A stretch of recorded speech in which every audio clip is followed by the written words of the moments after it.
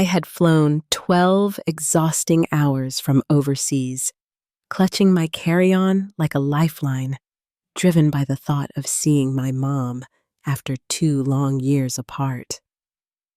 We had planned this trip, carefully, phone calls and messages crossing time zones until the dates matched up. The anticipation carried me through layovers and bad airport coffee, through turbulence and the bitter ache of no sleep. By the time I reached my childhood home, my body was running on adrenaline and the remnants of a half-smashed croissant I'd eaten in Paris.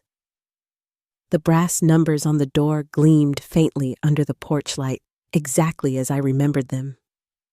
I expected her warm smile, maybe tears, maybe laughter. Instead, when I knocked, a stranger opened the door. She didn't hesitate, didn't even look guilty, just met my eyes with cool certainty and said, "I live here. I don't know your mom." Her tone was matter-of-fact, like she had rehearsed the line. My stomach dropped in that instant, the way it does when the ground beneath you shifts. I blinked, too tired to process, but managed to stammer. "You must be mistaken. This is my mom's house." She raised an eyebrow, as if I had just suggested we trade shoes for fun. "I've lived here 7 months," she repeated as flat as before and started to close the door. I caught it before it shut and said sharply, "No, this is my mother's home. I grew up here." My voice carried an edge usually reserved for stubborn waiters in Paris cafes. She pressed her lips together, unimpressed. "Maybe you've got the wrong address." I shook my head. "I know every inch of this place. This is the right address." She sighed, the kind of sigh people give when they're done humoring someone, and closed the door firmly in my face. The sound was soft, but it rang like a gunshot. I stood there, stunned, suitcase in one hand and the carefully chosen gifts for my mom in the other, staring at the white paint of the door as though it might peel back and reveal the truth. It didn't. I pulled out my phone with trembling hands and called my mom. Her familiar voice came through cheerful and calm, a sharp contrast to the chaos spinning in my head. "Did you move?" I blurted. "No," she said, puzzled. "I didn't move. I'm at home, waiting for you." I swallowed hard, glancing at the locked door. "You're at home, right now?" "Yes," she replied, a little laugh in her tone. "Where else would I be?" My mind reeled, caught between two conflicting realities. I was standing outside the home I had known all my life, but according to her, she was inside, though the stranger insisted otherwise. I knocked again, harder. She opened the door with a weary look, clearly irritated. "Why are you here?" she asked. "Because this is my mother's house," I answered as steadily as I could. "Why are you here?" She gripped the edge of the door. "I'm renting it." The words hit me like a slap. "Renting it? From who?" She tilted her head and shrugged. "From the landlord." "And who's that?" I pressed. She narrowed her eyes. "I don't have to tell you that." There was finality in her voice, the kind that meant I would get nothing more from her. The door shut again, leaving me on the porch with my pulse thundering in my ears. I looked at the brass numbers, the same ones I had seen every day growing up. The scratch in the paint beside the doorbell was still there, a mark from when my mom had hung a wreath too heavy for the hook. Everything looked the same, and yet it wasn't. I turned away, clutching the gifts that now felt absurd, fancy chocolates from Paris, a silk scarf I thought would make her smile. They were props in a play I didn't understand. I walked back to my car, my head full of static. Either my mom had lost her grip on reality, or there was something happening here that nobody had bothered to tell me. As I sat behind the wheel, I thought back to the first time I'd felt this same stomach-dropping sense of being told my own reality was wrong. I had been 7 years old, standing in a room full of relatives as my mom married a new man. Everyone said how lucky I was to have a father again. He looked the part, charming, polite, making everyone laugh. But when he looked at me, it was as though he wished I could be erased. At first, it was little things, broken objects, blamed on me, accidents pinned to my clumsiness. My mom never noticed how it always seemed to happen when he was around. Slowly, doubt seeped in, and I began defending myself, constantly wondering if maybe the accusations were true. It took years before I realized they weren't accidents at all. One afternoon, when I was about 8, a vase shattered downstairs. I'd been in my room the entire time, but by the time I reached the kitchen, he was already sweeping up the pieces, shaking his head. "She's been running around all morning," he told my mom. My protests came out high and sharp, desperate for her to see the truth. But he gave me that calm, patronizing look, the kind that made me feel like a liar in my own skin. "You probably didn't mean to," he said, "but you need to be more careful." And that was it. My mom gave me the disappointed frown, and I was sent away feeling smaller than ever. That was how it always went. His words planted doubts, and my mother's silence watered them until they grew into something I couldn't fight. Then my half-sister was born, followed 2 years later by my half-brother, and suddenly they had their perfect family. My mother's love for them shone with a brightness I had never felt directed at me. Every milestone was a celebration, while my achievements were simply expected. He adored them, showered them with gifts and praise. With me, tolerance was the best I could hope for. Worse still were the moments when he openly took their side, even when I hadn't done anything wrong. I'll never forget the amusement park incident. We'd been standing in line for the log ride, sugar buzzing in our veins from cotton candy. Out of nowhere, my half-sister burst into tears, insisting I'd pushed her. It was a lie, but he crouched to comfort her, throwing me a glance that said, "Got you." Later, my mom was quiet, too quiet, as if already convinced of my guilt. When we got home, I was grounded without discussion. That night, I overheard him whispering to my mom that I was jealous that it wasn't healthy. I lay in bed, frozen, heart pounding, realizing the terrifying truth: he didn't need to yell or threaten. He had the power to rewrite my reality, and my mom believed him. That fear never really left. By the time I was a teenager, I lived with constant tension, counting the days until I could leave. When my mom finally divorced him, I was already in my 20s. My siblings stayed close to him, oblivious to how differently he had treated me. Life moved quickly after that. College jobs, and then the leap across the ocean to France. I thought I'd escaped his shadow, though the residue of always having to defend myself lingered. My share of the house left to me from my real father was something I'd never touched. I wanted my mom to have it, to keep it as her home. We spoke regularly, though things were never quite perfect. She still favored my siblings, but at least there was no open conflict. Then about a year ago, I noticed something shift. Our calls grew shorter. She seemed distracted, cooler somehow. I told myself she was busy or tired, but the drift grew until I felt a gap between us I didn't know how to bridge. After 2 years abroad, I decided it was time to visit. I missed her, missed home, even missed the fractured sense of belonging that had always been complicated. She sounded happy when I told her, promised she'd be at home. If I had known what awaited me, maybe I would have braced myself. But part of me wonders if that would have made any difference. You can't really prepare for walking up to your childhood home and being told you don't belong there anymore. Standing on that sidewalk after the stranger closed the door in my face, I called my mom again. My fingers were cold, even though the night was warm. "Hey, can you give me your address?" I asked, trying to keep my voice casual. She sounded puzzled. "Why do you need my address? It hasn't changed." Then she rattled off a street name I didn't recognize across town. "I'll be there soon." I said quickly, hanging up before she could ask questions. I called an Uber, and as the city blocks rolled by, the surroundings grew shabbier. Cracked sidewalks, pawn shops, corner stores with barred windows. My stomach grew heavier the closer we got. Her building was a gray slab with flickering lobby lights.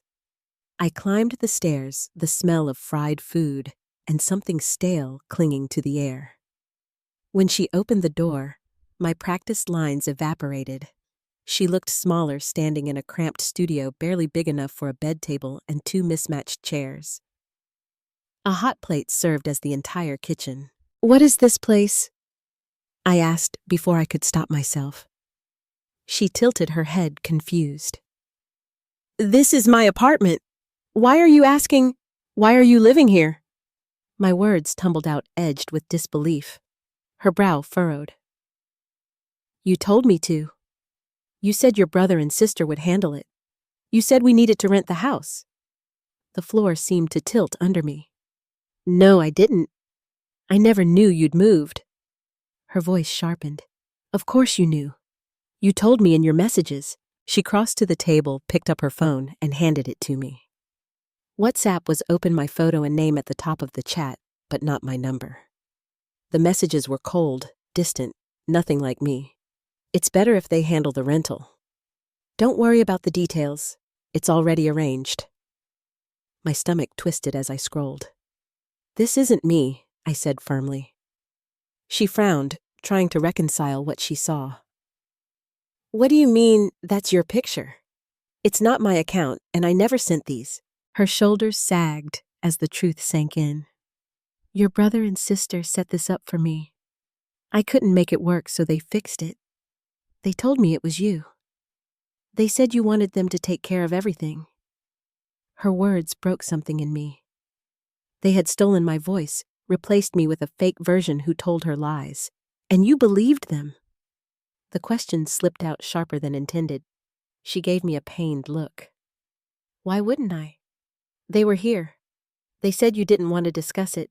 They said you'd get upset." I shook my head. "I never said that. Not once." She stared at me, searching for certainty.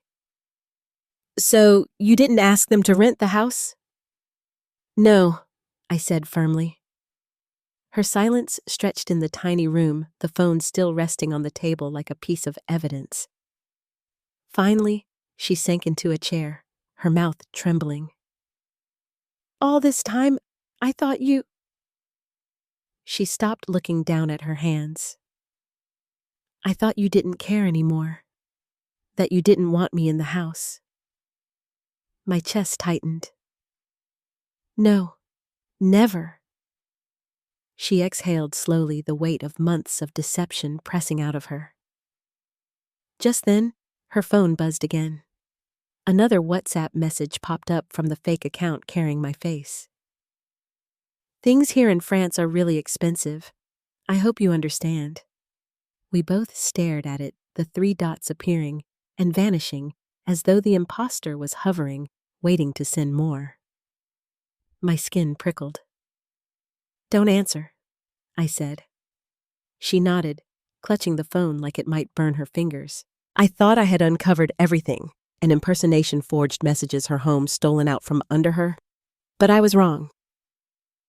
There was more, and it was worse. The next morning, we sat across from a lawyer in an office that smelled faintly of old paper and burnt coffee. He was calm, polite, as though family disasters like ours were just another Tuesday for him. Sliding a photocopy across the desk, he said, "That's your signature." "Correct."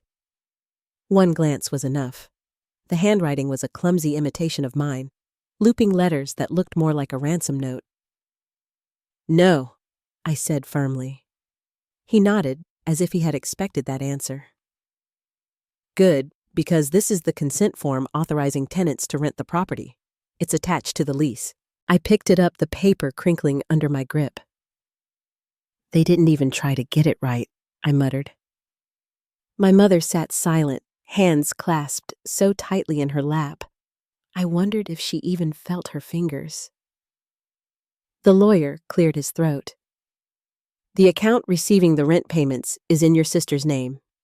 That's where we start. His words lit the fuse inside me. Proof. We had leverage now. Forgery isn't just a mistake, it's a crime and the kind people scramble to hide from. 2 days later, my mother and I stood in my sister's kitchen. She leaned against the counter, arms crossed, while my brother sat at the table, eyes fixed on his phone, as if the screen could shield him. I laid the lease copy on the counter between us. You want to explain this? My sister glanced at it and shrugged. We were managing things for Mom. She didn't need all that space. My patience snapped. That's not the question. The question is why my name is on here without my permission. Finally, my brother looked up. We thought you wouldn't care. You don't even live here anymore. I stared at him. Oh, right. Geography cancels out ownership. That's in the Constitution, isn't it? Neither of them laughed. My mother's voice shook as she stepped forward. You will return the rent money. All of it. My sister's mouth twitched. It's not that simple. Why not? I asked. My brother shifted uncomfortably. We don't have it. The room went still. What do you mean you don't have it? His hesitation was enough warning before he said the words that blew the ground open beneath us. We gave it to Dad. My mother's face drained of color. What? My sister rushed in defensive. He needed it. His business went under. He's drowning in debt. We were helping him. A short, sharp laugh escaped me, bitter and disbelieving. So let me get this straight. You impersonated me, forged my signature, forced Mom out of her own home, and rented it out, all to bail out the man who made my childhood a living hell. They didn't meet my eyes. My mother's voice cracked. You lied to me for months. I thought you were protecting me from her. She gestured toward me. But you were protecting him. My sister lifted her chin like her betrayal was some noble act. He's our father. We couldn't just let him sink.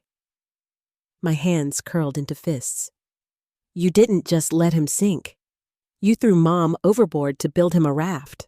The rest of the conversation was short and ugly. I told them we had proof: the forged signature, the payment trail, the unauthorized lease. I told them exactly what the lawyer had said. We could take it to court or the police. Their bravado cracked then. They chose the third option: repayment. Every cent. They didn't have it anymore, which meant it would come out of their pockets. Monthly payments until my mother's account was whole, plus damages. The lease was terminated within the week. The tenant, understandably furious, moved out without penalty. And by the end of the month, my mom was back in her house.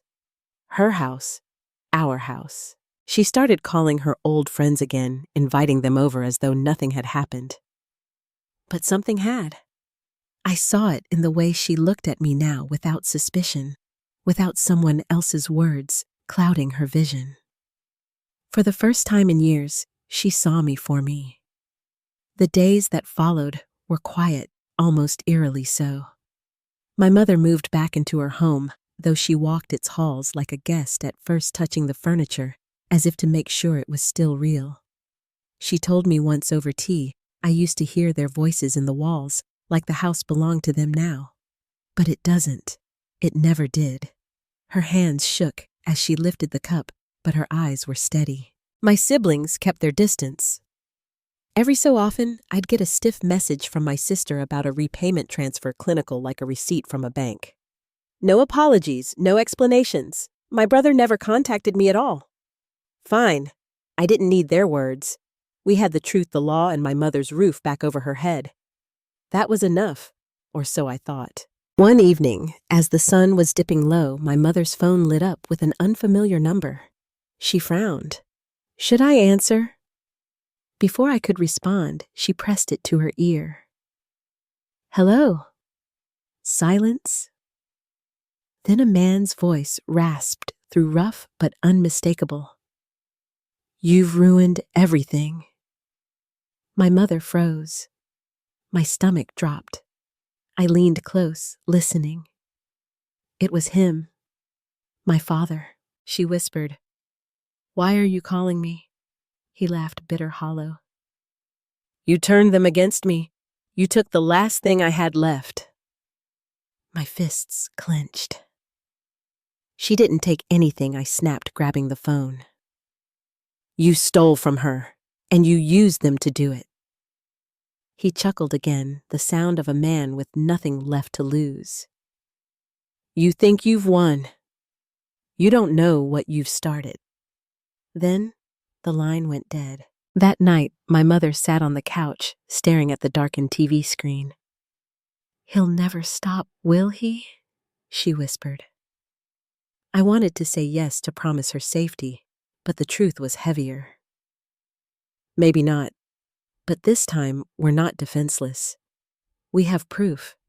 We have people on our side. She nodded slowly, like a woman learning how to believe again. The following week, we went back to the lawyer this time, with everything: recordings, bank transfers, the forged lease, even the call log from my father.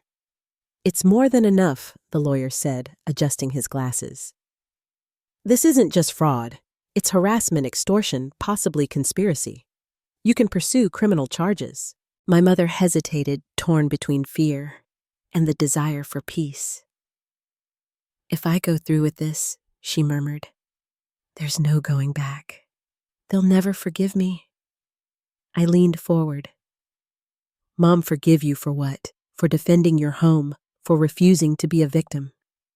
If they can't forgive you for that, then maybe you never had their forgiveness to begin with." She looked at me, eyes brimming with something fierce I hadn't seen in years. "Resolve." "You're right," she said. Her voice didn't shake this time. "We'll do it." The case moved forward. My father vanished when the summons was served.